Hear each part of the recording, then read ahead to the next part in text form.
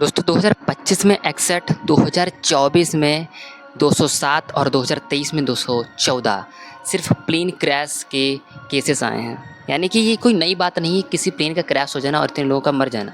फिर जैसे कंपनियाँ अपनी गलतियाँ मानती ही नहीं हैं और सॉरी बोल के निकल जाती हैं, लेकिन ऐसा बोलने से कि अगली बार कोई एक्सीडेंट नहीं होगा। जैसे एक आकाश नाम की लड़की ने भी जब वो दिल्ली से अहमदाबाद पहुंचा था, उसने एक वीडियो बना के पूरा बताया था कि क्या क्या गड़बड़ी है और इस प्लेन फ्लाइट योग्य नहीं है, तब भी उसकी बात नहीं सुनी गई और उसको हटा दिया गया।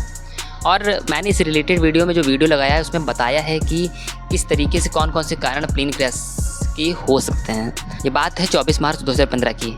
इसमें एक फ़्लाइट जर्मन विंग्स 9525 उड़ रही होती है। अब इसकी इंटरेस्टिंग स्टोरी सुनिएगा। इसमें 144 यात्री सफ़र कर रहे होते हैं और 6 क्रू होती हैं। इस प्लेन पूरी तरीके से पूरा फिट था, ये परफेक्ट था फ्लाइंग के लिए। लेकिन अब इस प्लेन के साथ जो होगा उस सुनकर आप दंग रह जाएंगे। दरअसल ये फ़्लाइट 10:01 पर उड़ान भरती है और आधे घंटे में आसमानों के ऊपर होती है, आसमान में होती है। लेकिन इसी फ्लाइट के चलते समय उस समय सिर्फ एक पायलट इस प्लेन को उड़ाता था। किसी भी प्लेन को एक पायलट उड़ाता था। अगर वो नहीं होता था तो उसके लिए एक को पायलट रखा जाता था।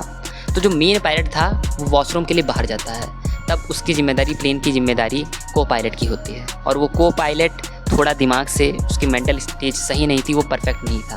और वो क्या करता है, अंदर से गेट लॉक कर देता है और जब वो मेन पायलट आता है तो वो गेट नहीं खुलता है।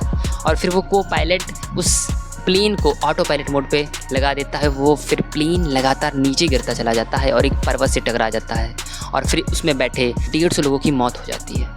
यानी कभी कभी सिर्फ टेक्निकल इशू नहीं, किसी पायलट की मेंटल स्टेज को लेकर भी ऐसे एक्सीडेंट हो जाते हैं। उसी के बाद से 2 पायलट का होना अनिवार्य कर दिया गया है और जब तक आप मेंटली प्रिपेयर्ड नहीं होंगे किसी फ़्लाइट को उड़ाने के लिए, तब तक आपको इसकी परमिशन नहीं दी जाएगी। ऐसी जानकारी के लिए इस पेज को फॉलो करिए, क्योंकि नॉलेज इज़ पावर।